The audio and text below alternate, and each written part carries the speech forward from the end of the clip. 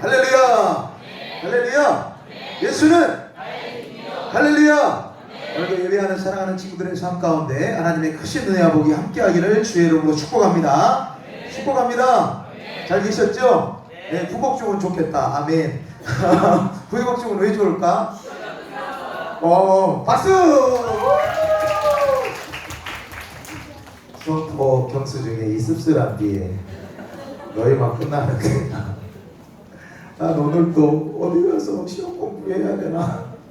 세상에 목사님이 설교하려고 이제 딱 이렇게 준비하고 있는데 어떤 선생님이 목사님한테 와서 영상을 하나 보여줬어요. 근데 얼마나 공부를 열심히 하는지 깜짝 놀랐어. 막 누워서도 공부하고 막 천장에다 붙여놓고 공부하고 서울대 갈 것 같아.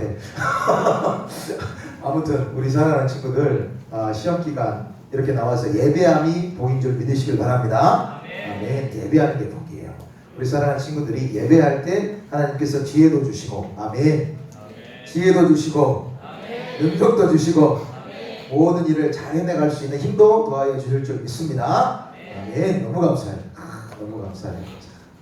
자, 우리 친구들 목사님 모시고 우리는 계속해서 이제 골로새서 두 번째 말씀을 대하려고 합니다. 자, 저번 시간에 말씀 전했던 거 좀 생각이 나나요? 우리 친구들. 자, 골로새 지방에 대해서 목사님이 잠깐 언급을 하고 또 골로새 교회는 어떠한 교회였는지 그 교회의 배경에 대해서 말씀을 전한 적이 있는데 생각이 안 나죠?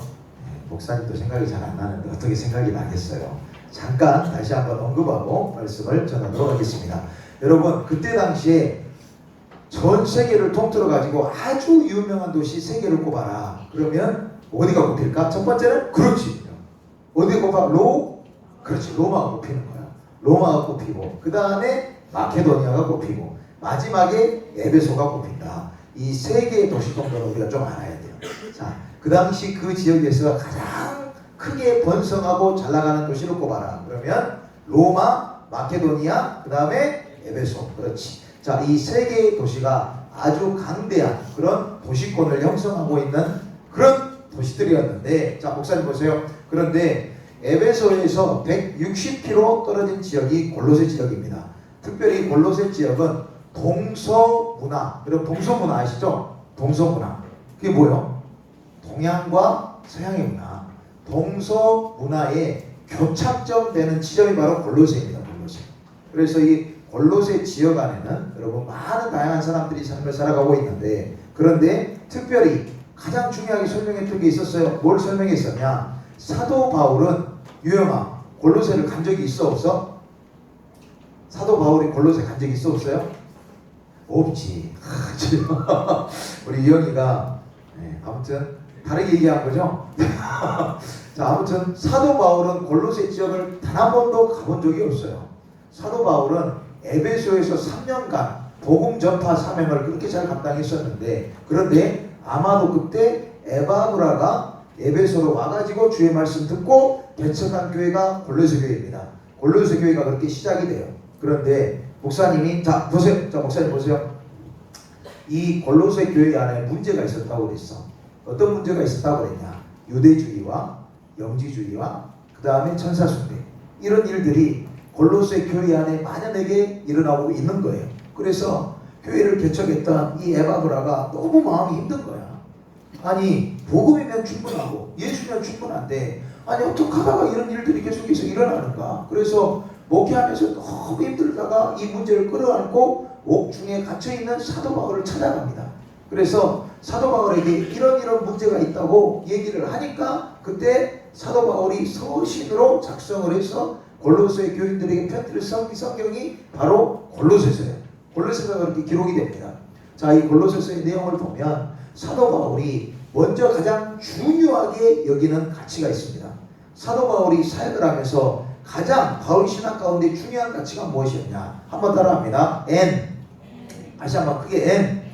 그리스도. 다시 한번 N. 그리스도. 이 말이 무슨 말인가? 주 안에서 사도 바울의 신학 가운데 가장 중요한 이거 뭐 키포인트를 꼽아라. 그러면 무엇을 꼽을 수 있냐? N 그리스도. 주 안에서. 사도 바울은 그 모든 서신 가운데 주 안에서라는 단어가 엄청나게 많이 나와요. 그만큼 사도 바울을 붙잡고 있는 끈이 뭘까? 예수 그리스도지. 사도 바울을 붙잡고 있는 끈이 예수 그리스도예요. 엔 그리스도. 그래서 어느 서신을 작성하든지 바울 신앙은 정확해요. 주 안에서 너희에게 권하노니, 주 안에서 너희에게 말하노니, 주 안에서 너희에게 부탁하노니, 이렇게 계속해서 사도 바울은 바울 서신을 통해서 교회들에게 권면하는 장면이 나옵니다. 그런데 골로새 교회 안에, 여러분, 골로새 교회 안에 무슨 문제가 있었다고 그랬어? 유대주의, 영지주의, 천사숭배, 이 세 개의 문제가 있었다고 그랬어요. 그래서 교회를 너무 혼자스럽게 하는 거야. 그러면 사도 바울이 무엇에 대해서 더 정확하게 가르쳐야 될까? 여러분, 이 모든 문제가 있어. 자, 친구들 목사님 보시고, 이 모든 문제가 있어요. 세 가지의 문제가 있어. 아마 더 많은 문제들이 있을지 모르겠지만 주요하게 드러나는 게 세 가지 문제였어. 그러면 이 문제를 잘 타개하기 위해서 여러분, 사도 바울이 무엇을 해야 될까? 자, 태호야, 뭘 해야 될까? 바로 KA. 자, 뭘 해야 될까? 그 옆에 권영찬, GEEP. 자, 뭘 해야 될까? 영미 뭘 해야 될까? 자, 여러분, 골로새 교회 안에 이런 문제가 있으면 무엇을 하면 되냐면 예수님에 대해서 더 잘 가르치는 거예요. 예수님에 대해서 정확하게 가르치는 거예요. 그래서 이 골로새서는 기독론적 관점이 굉장히 큽니다. 기독론적 관점. 발음 잘 안 돼. 기독론적 관점. 잘 안 된다.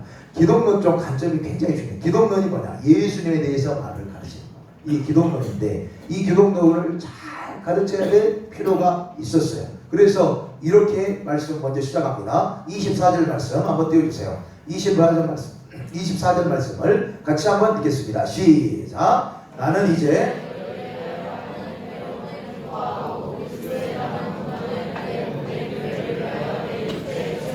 자, 24절 말씀을 잘 보세요. 자, 우리 친구들, 사도 바울이 골로새서를 작성할 때 기독론적 관점이 굉장히 중요하다고 그랬잖아요, 목사님이. 그런데 기독론적 관점은 누구를 말하는 거라고? 예수님, 예수 그리스도를 말하는 거예요. 그런데 24절 이렇게 읽어갑니다. 그리스도의 남은 고난을 그의 몸된 교회를 위하여 내 육체에 채워넣어라. 자, 목사님 보세요. 여기 이 성경 구절이 굉장히 중요해요.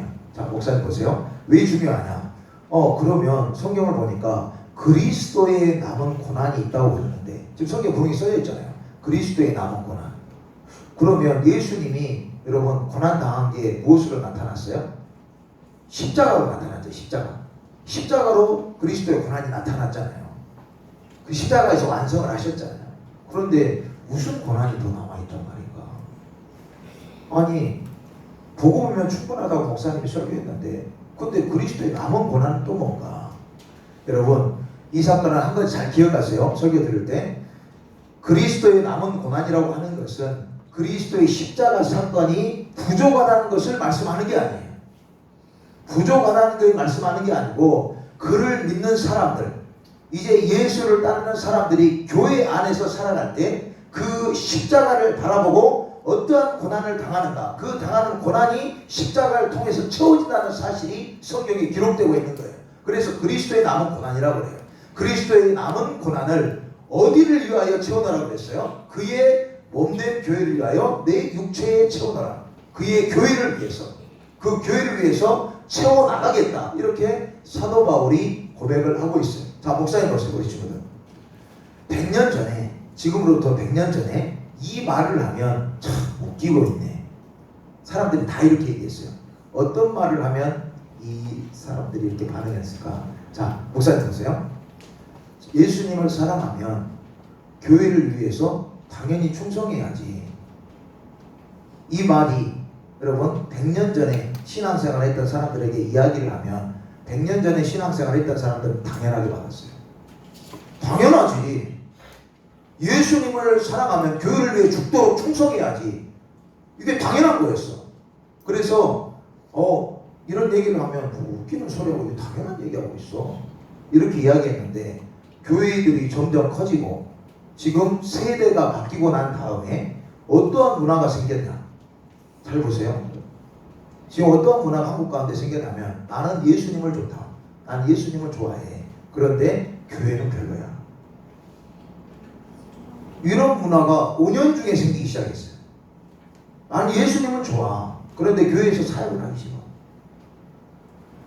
이런 문화가 점점점 크게 일어나고 있어요. 근데 이게 정상적인가? 사도 바울은 골로새서 말씀을 통해서 정확하게 비정상이라고 이야기해요. 그리스도의 남은 고난을 내 육체에 채워넣으라. 예수님을 사랑하는 것, 예수님의 뜻에 합당하게 사는 것은 곧 교회를 위해 충성하고 헌신하고 교회를 위해 그리스도의 남은 고난을 채우는 것으로 분명하게 나타난다. 사도 바울은 지금 우리들의 품고 있는 생각 그리고 이 시대의 조류 이런 것을 정면으로 반박해요. 정면으로 반박한 다음에 25절에 뭐라고 말씀하고 있습니까? 우리 25절 말씀 같이 한번 읽어보겠습니다. 25절 시작.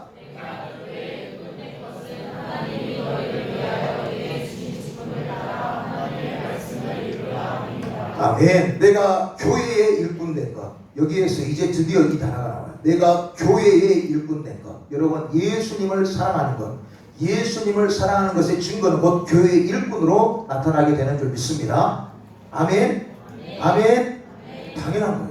예수를 사랑하면 당연히 교회의 일꾼이 되는 겁니다. 직분을 하나님께 사랑해 주는 거예요. 그래서 하나님이 너희를 위하여 내게 주신 직분을 따라 하나님의 말씀을 이루려 합니다. 하나님의 말씀을 이루려 합니다. 사도 바울의 신앙의 고백이 계속해서 이어지고 있습니다. 그 다음에 26절 뭐라고 하고 있습니까? 26절 시작.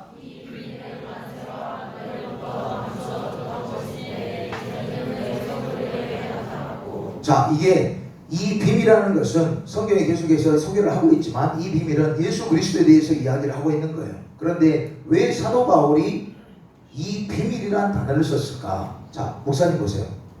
이 당시 문화 가운데 이 비밀이라는 단어는 신비적인 주술적인 행위를 하는 그런 종교들에서 자주 채용하는 단어였어요. 비밀이라는 단어를. 그런데 그런 비밀은 여러분 어떠한 식으로 증명이 되냐? 골로새 교회 안에 영지주의, 천사숭배, 유대주의 이런 것들이 있다고 그랬잖아요.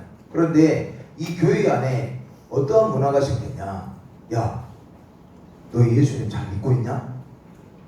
예수님 진짜 잘 믿는 게 뭔지 가르쳐 줄까? 이런 식으로 접근을 해가지고 예수님 진짜 잘 믿는 것은 비밀스러운 일을 잘해야 너희들이 예수 잘 믿는 거야.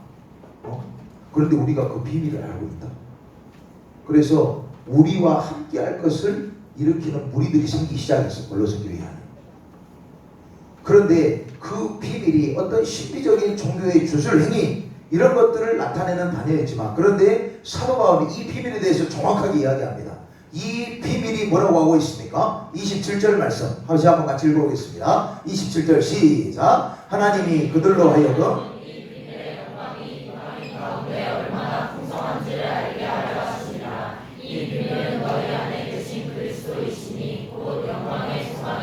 아멘. 비밀이라고 하는 것 이것이 뭐 종교적인 주술 행위가 아니라는 거예요. 너희들이 알고 있는 게 잘못된 거라는 거예요. 이 비밀은 뭐라 그랬어요? 곧 그리스도시라. 예수가 비밀이다. 예수가 비밀이다. 이 복음의 비밀을 너희에게 이제 맡겨주었다. 이렇게 성경은 이야기를 하고 있어요. 자, 사랑하는 친구들, 목사님 보세요. 자, 우리가 신앙생활하면서 여러분 열심히 품는 건 당연한 거예요. 아멘. 열심히 신앙생활하는 건 당연한 거예요. 그런데 그 열심의 방향이 중요하다고 목사님이 말씀을 했어요. 열심의 방향과 그리고 흔적이 중요하다. 이 흔적은 바로 예수 그리스도를 통해서 나타나야 되는 거예요. 그런데 예수를 통해서 나타날 때 교회 따로 예수님 따로 이렇게 절대로 나타나지 않는다. 교회는 싫은데 예수님은 좋다. 이런 거 없다.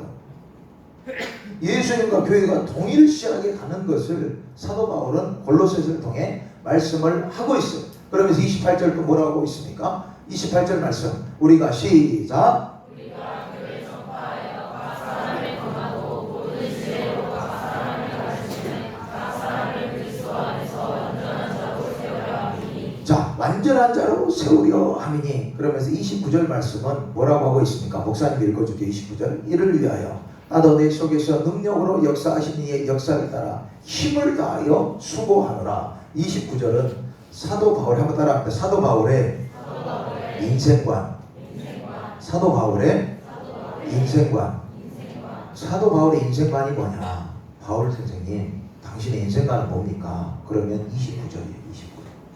29절에 뭐라고 하고 있다고요? 이를 위하여 나도 내 속에서 능력으로 역사하신 이의 역사를 따라 힘을 다하여 수고하노라. 이게 사도 바울의 인생관입니다. 힘을 다하여 수고한다는 의미가 어떤 의미인가?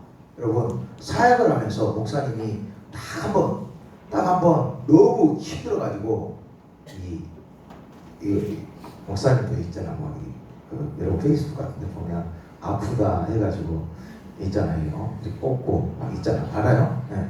아프다. 손이 꽂고 점점점 있잖아. 딱 한 번 그려봅니다. 딱 한 번. 목사님 웬만해서 안 쓰러집니다. 안 쓰러지게 생겼잖아요. 웬만해서 안 쓰러지는데 그때는 너무 막 잠을 안 자고 계속 막 하니까 목사님이 너무 힘들더라고. 그래서 딱 한 번 딱 꽂아가지고 힘들다. 딱 한 번 이라고 돼 있어요. 힘을 다하여 수고한다는 말에는 어떤 의미가 깔려있냐? 코피가 터질 정도로 열심히 한다는 거예요. 코피가 터질 정도로, 피가 터질 정도로 열심히 한다. 복음을 위해서는. 사도 바울은 우리 가운데 고민하고 있어요. 네가 정말 주를 위해 살고 있냐? 이 신앙 잘 점검하면서 교회 따로 예수 따로 그렇게 신앙생활 하지 말고 예수를 사랑한다면 교회를 위해 죽도록 충성해라. 교회를 위해 일을 해라. 여러분, 그런데 여기에서 한 가지 우리가 놓치지 말아야 될 것. 교회를 위해 헌신할 때 항상 좋은 일만 생기냐? 절대 그렇지 않아요. 교회를 위해 내가 뭘 어마어마한 걸 막 하고 싶고 그리고 달려가고 그리고 그 일을 해내고 있고 막 이러면 항상 좋은 일만 열어지냐? 그건 아니에요. 그렇게 하다 보면 안 좋은 일이 필연적으로 생겨요. 안 좋은 일이 필연적으로 생기는데 그런데 그때 그 안 좋은 일에서 멈추면 누가 승리하고 있는 걸까? 하나님이 승리하시나? 예수님이 승리하고 있나? 어떤 일을 내가 열심히 하고 있는데 너무나 큰 어려움이 나에게 봉착해가지고 내가 이제 그 일을 스톱을 했어. 내가 주의 사명을 감당을 안 해. 그러면 누가 승리하고 있어요? 하나님이 승리하셔. 그러면 예수님이 승리하세요. 여러분 반드시 기억할 것. 그 고난을 넘어 축복하실 하나님의 역사가 있다는 것을 반드시 기억할 수 있기를 바랍니다. 아멘. 네. 여러분이 이번에 수련회 준비하면서 아마 은혜 받을 준비하는 친구는 많은 것들 준비하고 있을 거예요. 내가 기도도 해야 되고 친구들도 데리고 나와야 되고 또 예배의 자리 잘 지켜야 되고 신앙생활도 이렇게 뜨겁게 해야 되고 이렇게 과정 스텝을 밟아가면 필히 안 좋은 일이 생겨요. 목사님도 그랬죠. 필히 안 좋은 일이 생기는데 그런데 거기에서 멈추면 된다 안 된다? 안 된다는 거야. 멈추면 누가 승리하고 있는 거예요? 절대로 하나님이 승리하는 게 아니에요. 멈추면 안 되고 그 넘어서 역사하실 하나님의 귀한 섭리를 바라보는 우리 친구들 다 될 수 있기를 주의 이름으로 축복합니다. 많은 사람들이 여기에서 멈추고 많은 사람들이 열심히 하겠다고 했어. 주를 연신하고 했어. 충성하겠다고 했어. 그런데 안 좋은 게 생기니까 거기에서 멈추는 거예요. 그러면 하나님의 진짜 진리의 그 비밀을 맛볼 수가 없어요. 하나님 은혜를 더 크게 체험할 수가 없어요.